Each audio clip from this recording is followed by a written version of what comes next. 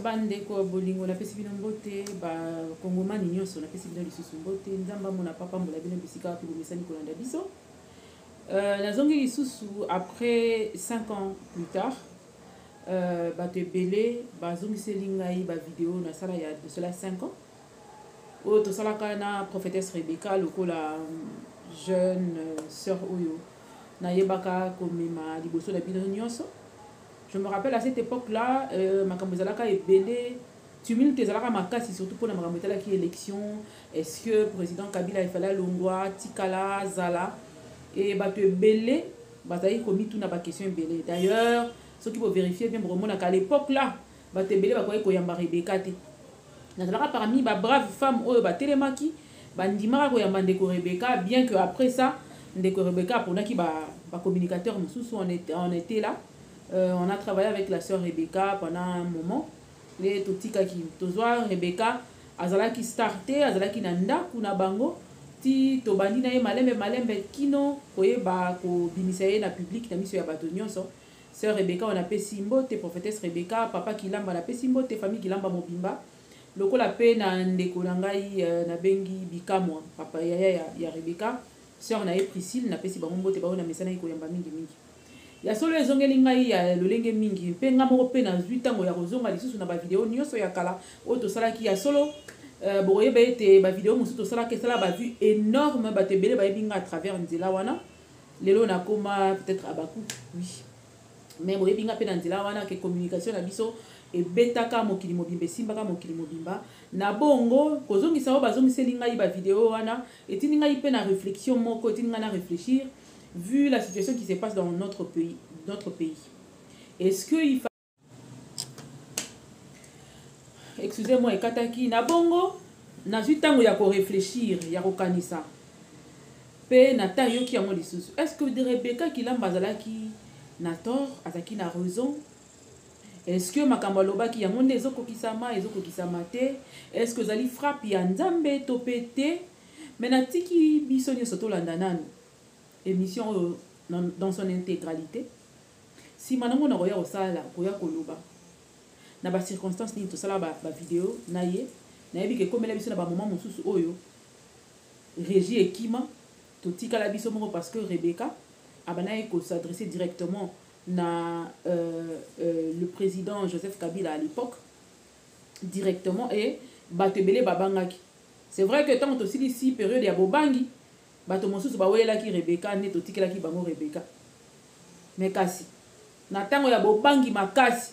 oyo ba poursuite ezo sala mama kamune so to sala ki wana to sala ba émission na Rebecca Kilamba ngana zala ka moko ya yambaki pe na tikeli muta pesa idée na ye soki na koyeba ko zwa lisusu prophétesse Rebecca.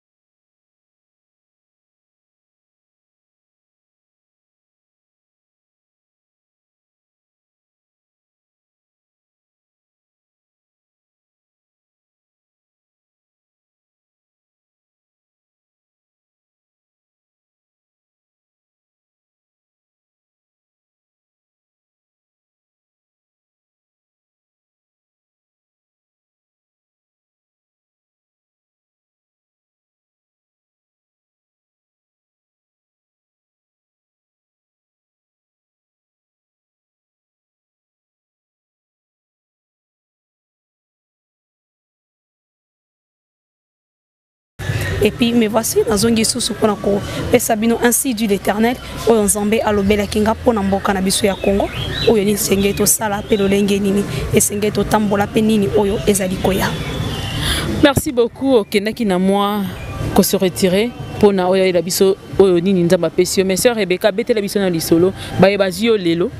o bazo ki tanko yeba yo te ba oyo ba kuti biso na nzela to ba misusu pe ba yeba ki yo mais ba banda ko comprendre pendate sala la biso moi rétro ya sœur Rebecca auti wapi ake wapi to komi wapi pe to zo kende wapi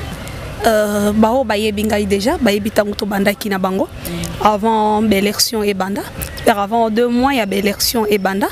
Ainsi dit l'Éternel, on a joué pas dans Zambé depuis 2015. Autant Zamba y kopé sanga yinzela.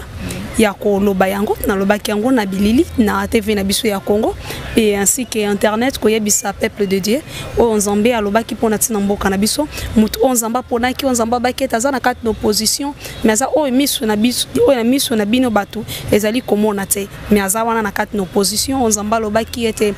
mutu akosa bokonza kozaka na kati d'opposition mais o ya kozwa eza o nzambe wana akopona pona tina mboka na biso et soki bayoki volonté na nzambe nde bolamu kokota na mboka mais soki bayoki volonté na nzambe te pasi kokota na kati na mboka na biso. Et après Yago, perto yaki susu koyebisa peuple de Dieu, kombo ya mutu oyo nzambe aponaki avant eske ba kende Genève, kombo mutu nzamba aponaki eye wana nde nzambe mutu établiraki, on a ba machine à voter tout au sort là, oyo nzambe alobaki na biso, na ti tokomi lelo. Na lolenge ba élection et c'est pas ça qui na lolenge te yebisa ki peuple na nzambe et te lolenge ba yoki volonté na nzambe te makambo nyo surtout et koki koya échec to pécheresse kufa nyo surtout ya maboko ki kolanda mboka na biso auto annonçaki na bango et lelo na yesu suko yebisa bino ete mabe o ezali koya pour na gouvernement o ezali na moment o en place lolenge nzamba lobaki liboso avant même que gouvernement ezali établi o nzamba lobaki pour na gouvernement oyo et koya en place mais lelo na yebisa bino ce continuité nango le lengeni ni ko sala mila. D'accord, merci prophétesse Rebecca pour na rétro ou tout ça la biso mwamba na lombango. Merci mingi. Mais prophétesse Rebecca batu ba yoka kiyo ba yamba kiyo na bolingo pe bokebi nyonso pona ko yoka oyo memela ki bango lokwa message.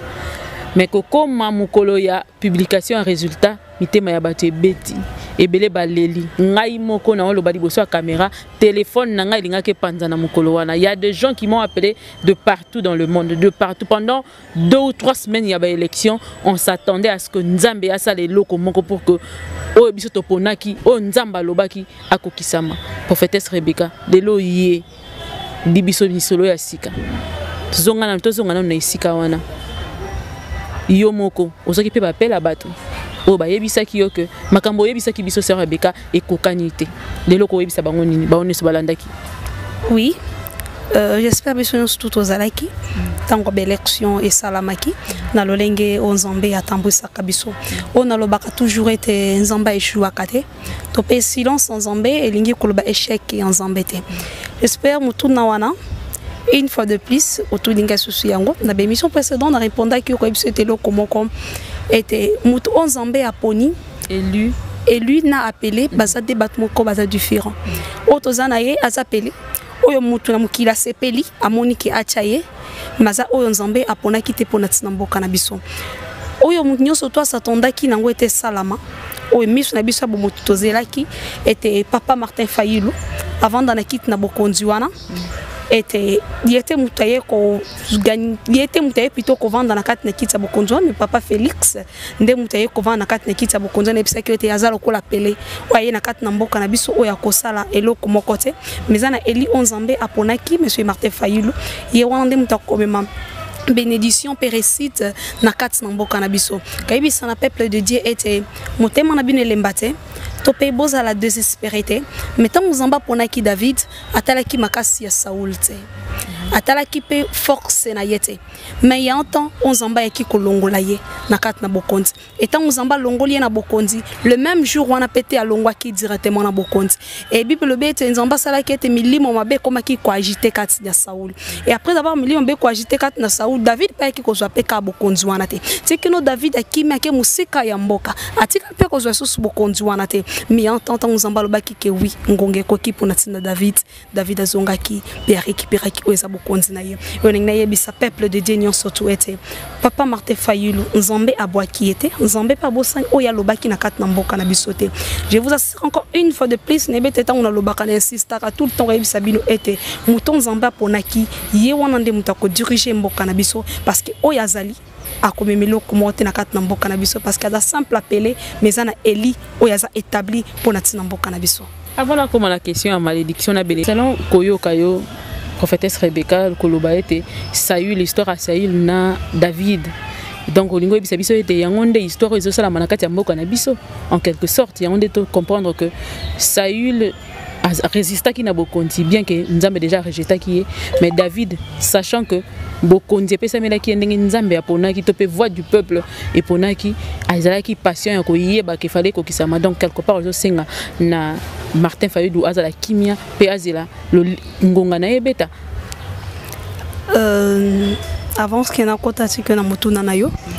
histoire zo le kanakat na mboka na biso na ko episode oui et dans ko ya Saoul na David parce que na kat na mboka na biso eza na mutu moko oyo ba wendre ye pona kozwa kiti ya bokonzi na Nzambe eza obelese Martin Fayulu et na tikali ko na tikala ko yoka te ke sika mo ba bete ba wendre mokonzi mo na kat na mboka na biso pour caresser kat na yango et mutu na ba wenda ke eza Martin Fayulu Nzambe apona ki mokonzi moko na kat na opposition apona ki mokonzi moko na kat na mboka ya opposition et apona ki oya singela ki aponeza ki papa Martin Fayulu donc histoire eza oyo eleka ki na kat na Saoul yango lo ngene bisa papa Martin Fayulu était bokonzi on Nzamba pesa ki na yo mutu akovanda na kiti na bokonzi azali te parce que Nzambe wana apesa kinde na yonde bokonzi wana ekiti wana bokonzi nano mutavandi likolo na ngote parce que bénédiction wana nano ekiti na mutu ya mutu moko te Rebecca avant to ko makuna na maloba o ko pesa to kene na suka mais to zonga lisusu vous assure que lelo pesa ki batu oyebisa ki batu prophétie et kokisa mi te selon batu mususu vous assure que batu na bakondimela o lisusu lolenge bandimela que première fois vous assure que ba disposer à kondimela ka lolenge na parce que ba misu balobi ki okosaki bango ba misu balobi ko induire bango na erreur ba misu sukutu ba ke jusqu'au delà dire que o induire papa Martin Fayulu na erreur et réponse ni ko pesa par rapport na na ko yebisa bana na Nzambe était maloba na Nzambe mutute mutasala kayango ko kisamano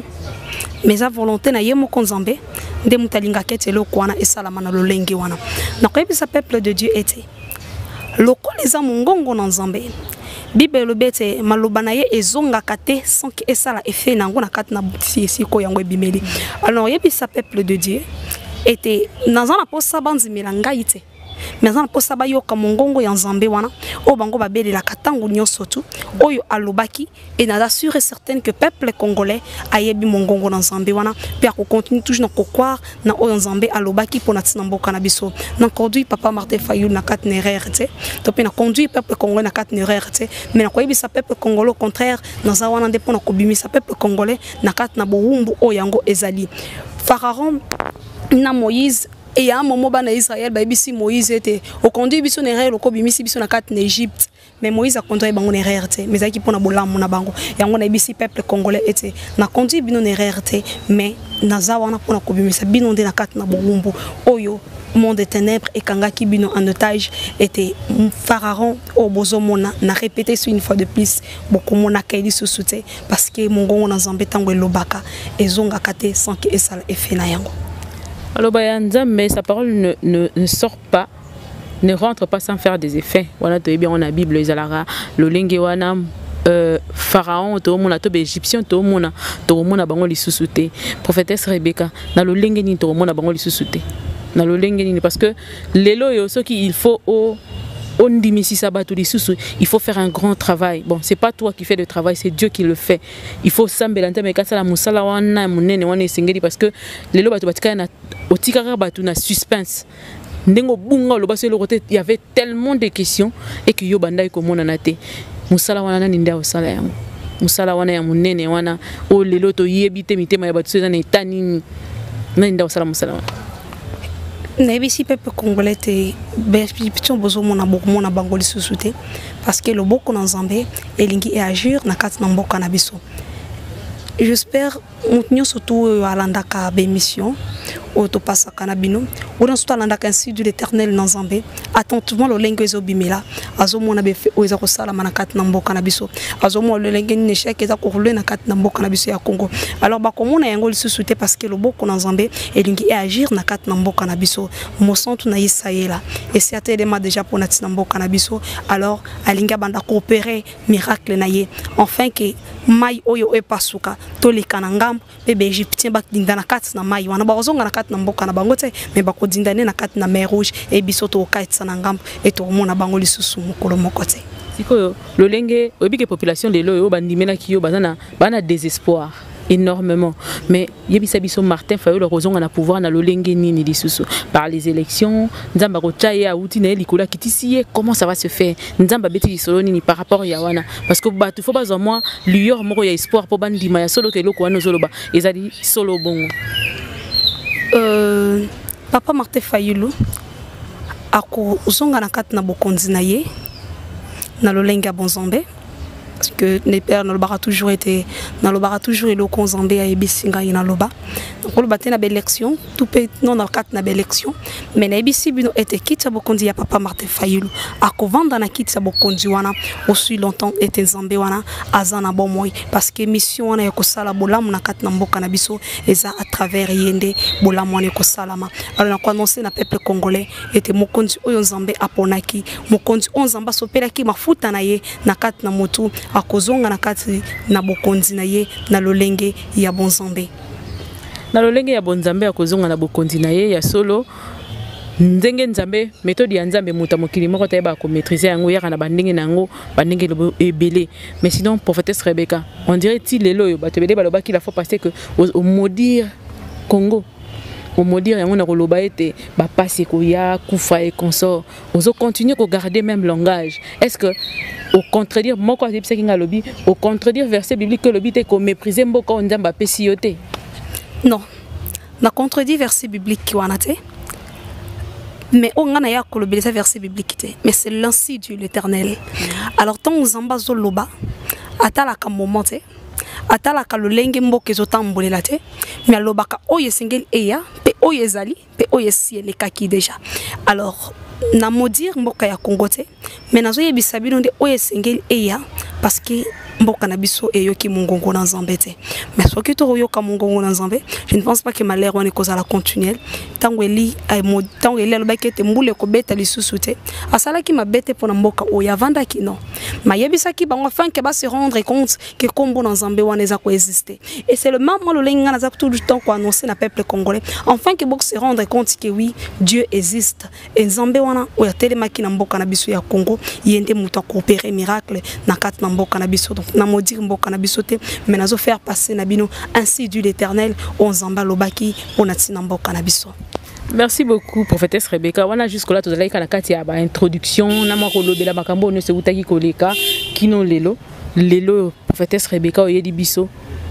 na journée ya lelo message fort oyedi biso lelo eza nini na kotala ka caméra pe opesa biso ya solo profession Nzamba pesi pona les amis. Merci beaucoup peuple de Dieu une fois de plus Nzambe nanga pambola bino bisika nyonso to bozali kolanda biso le lenge na lobaka tout le temps était na lobaka to pe na leka kaka soki Nzambe wana apesi nzela et elongi nange mona na kapamba te il s'agit pas de l'insi de l'Éternel alors soki na leki lelo eza pona kopesa na bino ainsi de l'Éternel o Nzambe ayebisa kinga pona tina mboka na biso. Pour nous rappeler bien encore une fois de plus il y a malheur on Nzamba lobaki ko ya na mboka na biso et pour nous koyebisa bino ete nyonso o bozali komona et quoi aboutir ne loko moko te na kat na mboka na biso parce que bolamu liboso mboka na biso ezali te parce que mutu oyo azali na kat na kitsa bokonzi wana eza oyo Nzambe apona kite pona tina mboka na biso et pour nous koyebisa Papa Félix koyebisa na ete nyonso to azoluka kosala Nzamba yebisinga na yebisa yo et ko réussir ne loko moko te peu importe plan nyonso to koki koluka kosala pona koluka kobimisa mboka na biso na kati na boumbo yango ezali Nzamba yebisinga na yebisa yo ete ekokende sika moko te okobima na kati na libulu oyo za nango ete parce que apesa ki yo bénédiction na yete pona kozala esika wana oyo zali et Nzamba yebisinga na yebisa yo ete libulu oyo se ti mwami déjà oza incapable ya kozipa yango mais Nzamba yebisinga na yebisa na yo ete oyo zo kanise to koluko sala o sala ngo ata mokete na kati na mboka na biso parce que bisika mboka na biso ezali oyebite eloko sengeli mboka na biso ebima na kati na boumbo kati na yango oyebite parce que apesa ki yo grâce wana te pona koyebisa ete peu importe nyonso to koki kolinga kosala ko pesa espoir na kati na peuple congolais koyebisa peuple congolais te eloko moko te bozo kangisa bolam oyo koya na kati na mboka na biso pamba te pasi ko continuer ete passe au to vivaki na bokonzi oyo elekaki toko vivre yango fois double que ça peut Congo oyo bozangaki nakati na bokonzi oyo elekaki bokozanga yango sous encore plus koleka oyo bozangaki liboso et yantant bokoloba vomie mutu azalaki ke oyo tozana ye na moment oyo parce que loko moko kosala ya bolamu nakati na mboka na biso et kozala te parce que malédiction ezali kolo ya moto na ye pe likolo ya bokonzi na ye pe likolo ya mboka na biso et koyebisa na papa Joseph Kabila kopesa nete na message nzamba yebisa kingai na yebisa elongo moko na FCC nyonso to prophétesse Rebecca tokozwango na côté suka ya prophétie ya papa Joseph Kabila tokozwango na côté ya suka mais avant to kende nanu et to kende mbango besoin te to kende malem mais pour tout ça lango ba séquence au lobby que papa Tshisekedi peu importe malgré ba négociation na ba voyage nous ça sala nzamba za na katité nzamba na katité pe ko aboutir ne loko monter na kat na mboka na biso Trump oyebi ke Trump ayambaki ye président to banda ozela to mona ke ba yambi te ko boki sa me to moni ke Trump ayambi ye akei na ba sommet ya ndenge na ndenge kili o ezo pesa peuple congolais espoir to moni pe ba so mouton so ki ba saute mouton finalement to ba to bengo saute mouton to bengo so mouton mais entre parenthèses bazo tonga nzela mais yo lelo yebisi biso ke eloko moko te ko aboutir mais ba nako bato ba mona moi lueur ya moi espoir ya solo nzamba lobi bongo to tika ko ndimela o tozo mona mo ndamba o bozo mona ezalo kwa makaso ezali kola mai musisa nango ezali te donc yotola yani lo moko te ko aboutir na kati na kasa wana pondo kolo nango jamais na kati mai parce que botate parce que ça mabele nango te mais ça banzeto lo na mana kati mai we ko ki kobota et soko bimisi yango na mabele normal et botate parce que ça ne sika nango te et ça le mama o boza komona na miso na bino et c'était o boza ko kanisa et ça li kwa mabele nango te c'est impossible pour que bota Zamba boa kaka jamais mbuma na esika bomba nzubezali et quoi ça peuple congolais peu importe espoir ne surtout bozanango boebete et ko marcher ne loko mokote parce que malédiction est régné au sein ya gouvernement. Il y a papa Félix au sein ya bokonzi na ye na kat na mboka na biso peu importe muto ayambaki ce n'est pas lui qui bénit mais c'est Dieu qui bénit ce qui mboka les a béni pas ina nzambe ezala bomati to bokiti nyoso to ele kamalam mais ce que za modi eza bokelo lengeni elo moko bo sala ko avancer te Saula bandai ko bunda Saula bandaki ko longa na bitumba na ye mais le quoi diable boko na nzambe longa ki likolo na ye alors kasi ko sa bola moko te na kat na mboka ya Israël mamba te mboka Israël comme qui tout le temps na ba problème mboka Israël comme qui tout le temps na bitumba mais tant nzamba resiste qui encore une fois de plus David de sika zandaki et mboka Israël les ki kimia kat na yango et da même ko ce peuple congolais était peu importe nyoso te ko ki ko passer peu importe nyoso te ko ki ko salama ngai na assuré bino te nzambe nga ayebisingana yebisa bino ete nzambo ya vandina ayebisingana yebisa bino ete bénédiction ezalité peu importe nous tout beaucoup ko gratuité o saute mouton o to nini boy ko salama lelo na yebisi bino ete eloko moko ko salama ezalité parce que za ko makaso e boka milikola mai donc e botate e otolande et makaso e boka milikola mai ko botate e ko tolande mais sinon prophétesse Rebecca une autre question par rapport ya wana sikoyo natuni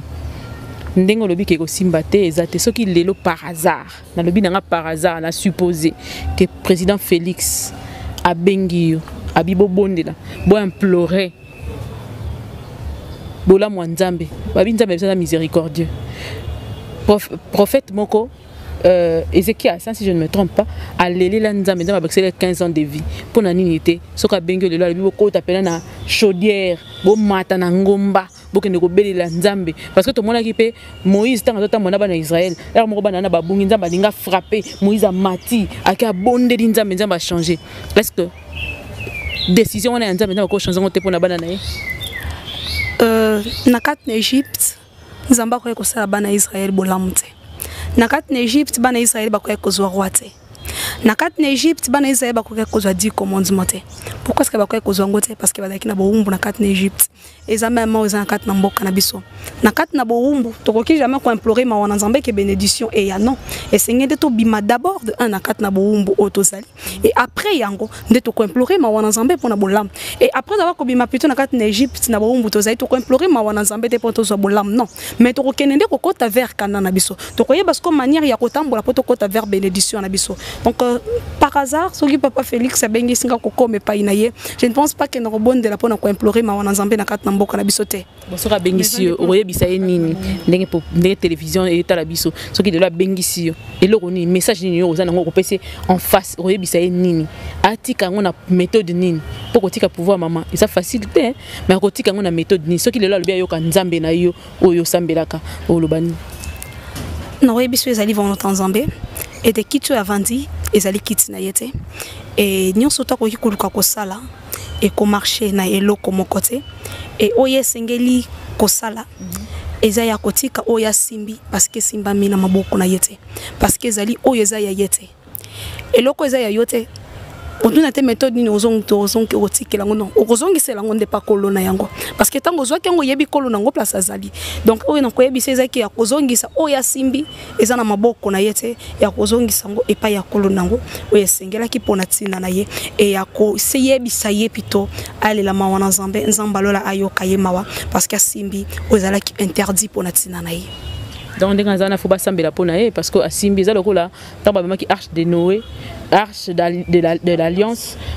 tango ekwei ba yenyo so bataki liboko na bango na kosimba arche ba misusu bakufaki donc eza lolenge moko il faut akende ba longola ye malédiction azali nango méthode nation de la singi à se repentir ndenge nini il faut procéder pour aller ba reçoit pardon nzambe ezala accordé pona ye lolenge ye singeli kosala ezali d'abord lolenge na tukoloba ya kotika interdit oya simbi interdit oya simbi eza bokonzi oyo eza ya yete ezali ya kotika yango premièrement et deuxièmement oyo esengeli ya kosala eza na ye ya kopusa na liboso na nzambe siko basala nzambe bakoimplore mawa likolo na bomoi na ye et puis troisièmement oyo esengeli ya kosala eza ya kolongwa na kati na esika ya mabe ya kozonga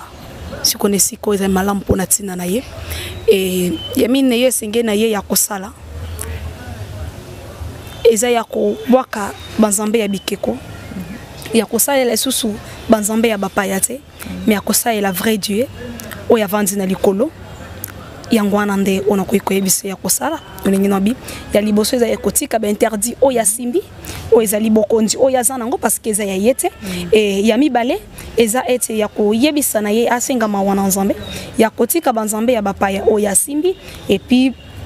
ya kozongisa bokonzi oyo azwi parce que simbami pa ina yete donc onga ina koki ko yebisa na ye yango wana entre temps ya ko yeba ete peu importe nyonso to koki ko sala nzambe azali kolona yete peu importe nyonso ko sala nzambe azali kolona yete siko bato mususu pe babenga kibiso na tango ba message bandai koloko balobi ke nini ezola kisao ke Martin Fayulu nde azaya nzambe to asali la nzambe ye pasa na nzambe bapaya bapesi ba preuve et tout ça dans la télévision est-ce que nzambe ko pona muto aza na kati pe ya kobunga to pe na kati ya kisi to pe na kosala la franc-maçonnerie nzamba za muto te nzambe de muto sondara mitema ya bato yende mutayeba mutema muto eza pur na eza impur o misu na biso bon muto koki komona nini koloba te ke nzamba zo mona nzambe de muto mona kakati on a ibisa muto ete nzamba sala kirerte tant nzamba poni muto c'est comme Monica za dunia et eloko nzamba bengi pire mutakoki jamais ko benga yango pire eloko nzamba benga ki est pure c'est que yende mutasengeli pona tina mboka na biso loko nzambe apona ki ye anzimi ke mafuta ya nzambe kitali kolo na bomoi na ye c'est que ye wana nde nzambe mutalingi pona tina na biso c'est que nzamba moni ete azana bazamba bapaya te na kasi na maboko na ye. Merci beaucoup. Comme on a nzambe na komona ya biso bato ekokani te ezali kokesana lolenge prophétesse Rebecca uti kopesa sa réponse bino nyonso na biso nyonso to yambi yango mais pour l'instant tozo kende sous toyoka deuxième partie ya lisolo na biso message pe prophétie ni nzambe apesi pona mboka o itne ko ebisa papa Kabila ko ebisa ye ete ozo kanisa kosala nzamba ebisinga na yebisa yo ete kosimba lisusu te na kati na mboka ya Congo parce que c'est alongola ki déjà bokonzi wana likolo na yo et c'est alongola ki déjà nguya wana likolo na yo tant dans ba papa Kabila dans ba sik FCC mobimba na kati na makanisi na bino na mituna ke pa ina nzambe ko tu ne pa ina makanisi oyo zolobela ngai ona yebisa ye pe na avec na peuple congolais anini on nzamba ebisenge Rebecca posa na bango ezate bazonga na bokonzi su na kati na mboka na biso na kati na mboka oya Congo tozali posa na bango ezate bazonga susu ko konza na kati na mboka na biso bien sûr que bangonde baza toujours ko konza mais posa na bango ezate babimisa même tout ya président eza na kati na FCC na kati na FCC mais nzamba yebisi ngai na yebisa bino ete peu importe nous surtout bokoki koluka kosala nzamba yebisi ngai na yebisa bino ete ekosimba te et na m'interpellaka ngai lelo comment ko yebisa bino ete na lycée moko bokanisa te lokola bobwakaki bomba liboso kobimisa mbisi moko nzamba yebisi ngai na yebisa yo ete kokanisa te mba mibale susu tango kobwaka okoluka bimisa mbisi par là nzamba lobaki ete na yebiso kokanisa te lolenge ozwaki mutu moko d'abord premièrement na kati na opposition kembala mibale okozwaye lisusu pamba te nzamba lobi ete tan wana esi eleki déjà apesi lisusu chance wana te yebisi ngai na yebisa peuple congolais te et faire très attention makasi yango yebisi ngai na avertir bino oyo FCC elingi kosala na kati na mboka na biso ete bayeba na kozonga lisusu na kati na bokonzi na kati na mboka na biso mais nzamba yebisi ngai na yebisa FCC ainsi que autorité morale nango ete eloko bokoluka bosala ekosimba lisusu te parce que bokonzi esi elongwaki déjà likolo ya moto na bino e mafuta wana ezali lisusu likolo na bino te onzamba yebisaki ngai na yebisa bino ezali yango wana. Bon soki ba santé te ba bima kambozo lo besoin ya solo te ke bango ba forcer ba sali makambo na bango nzamba prévoir eloko moko pona bango wana mboka na biso ekokota na pasi o muto akoki kutu ko imaginer te et modèle makile kotanga na mboka na biso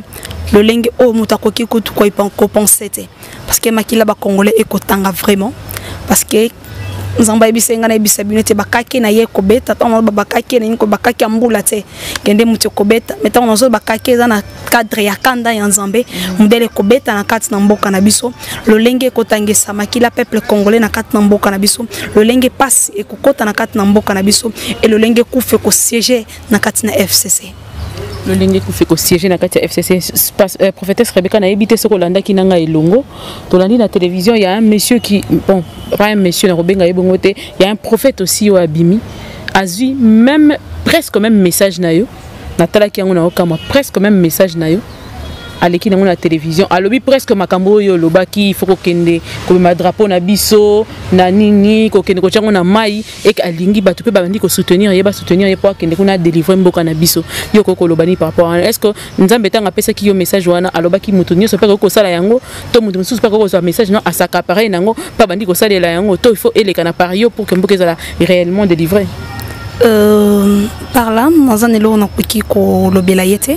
mais l'eau moko na ko yebisa peuple congolais était. Muto yebisi kana malam, yende muto za capable de conduire bateau. Pamba te exemple mo na opesa no était sur na Londres, aux embamo tarsi no to bandi otambola non. Oroza pete muto boke na ye mokolo wana le même jour bo uti na ye na Congo, o ya yebi Londres wana timba ma ki otambusa no bino mbale bo bunga. Mokozo muta yebi wana malam pour que boko takati na yango oui je n'en dis qu'on fait pas nzambe na lola alobeli nzambo orienté na ye mais singe ko yeba Congo azolobela ya lolenge nini mboka Congo ko mema drapeau nango pona ke nango wapi parce que mboka na biso ya Congo lolenge n'expliquaka na première émission nanga ete ezia ko kangama na kati na Egypte ezelo oyo eza na place o bakenda ikotika yango et pas ya président Mobutu et pas président Mobutu et place bakende kotika ngo le médecin question c'est akufa déjà gloire à Dieu nzamba pesa kinga kombo ya sika pesika bakunda ye esi cimetière ne sika wa pezaleli na mai ni sika mboka na biso ezali ya kobwakama pe awa na Congo bisika ni mboka na biso ezali ya kokangama na kati na ba cérémonie oyo Mose Kabila asalaki et tout cela ba deliver kamboka en partie tete ba deliver kamboka mbimbe bimi na kati na bombo yango lo na lobaka ete tant to ba prions pour le Congo pour que le Congo s'abonne comment qu'on prier pour natina mboka si longtemps que boyebi place est vendité non toko déclarer pété si longtemps que guerre ezana na kati na mboka na faut ko bunda bitumba na c'est que guerre longo na kati na mboka donc na koyebisa le prophète en question gloire à Dieu le lenge nzamba lo bélier et na ebete nzambe moko ayebi lo lenge nini aza kotambusa biso c'est pas que ngande na kosanka pareil non que sengeli kana ngai inde mutu na kende kuna mais je dirais que nzamba salinga ngulu yako yeba bisika ni mboka na biso eza ya kokangama yako yeba bisika ni mboka na biso ezaleli et na ebete nzamba ko pesa grâce wana yangai pour avancer pe ko bimisa mboka na biso na kati na bombo yango eza. Merci beaucoup prophétesse Rebecca mais pona lelo yo diloba na yo ya suka pona émission ya lelo o to sali ngai na yo ezali nini et puis si manango ko benga ko yebisa so un message pa bana nzambe nyonso oyo ba zanga ki yo pendant tout ce temps là message nyoko yebisa ba lilo baranga suki ezali ete ya ko yebisa peuple congolais mobimba nzamba yebisa kingana yebisa bino ete nasuka ye mission surtout et nzamba yebisa ngana yebisa bino ete il y a un temps ya couper sa directive mais c'est un peuple congolais est élément et récupérer o ezali héritage na yango ezwa o ezali ya bango oyo mungu na satana azwaki ya koyebisa peuple congolais ete il y a un temps nangongo nzamba kolobete kokine bete na koleka so pour kopesa bino plus de directives mais nzamba yebisa ngana yebisa bino juste na suka ete il est grand temps ete boté élément et puis bo récupérer o ezali héritage na bino côté élément na zo ba côté élément à travers ba prière et puis d'autres orientations nzamba kopesa na ngai na kozanga te koyebisa bino et akoyebisa encore peuple congolais une fois de plus le basuka koyebisa bino te soki pendant tout ce temps na bandaki komona na te le lenge na baki liboso na kotaki na ba prière ko bondela kolukelongi na nzambe pour natina mboka na biso benebete na lisungi na nzambe avec plus de moyens to koluka suko passer encore une fois de plus na ba émission pe ko pesa bino ezali liloba na nzambe nzambe nanga apambola mboka ya biso ya Congo apambola peuple congolais sikanyo soto azali ayoka kolela na bino. Merci beaucoup. Bandeko balandi bolandi prophétesse Rebecca par rapport à la recommandation pe ba prophétie nyoso aye nango pona ko pesa bino te pe ko yebisa bino de la part de Dieu bien sûr silence na ye apesi réponse nango mais ba réponse nyoso bozangi ba réponse nyoso zangi mituna o bozali nango ba question nyoso zangi mituna bozali nango boko mela biso to ko répondre bino sans pour autant se déranger nzambe na biso kakande tolobaka apambola bino de to kutani na mikolo koya.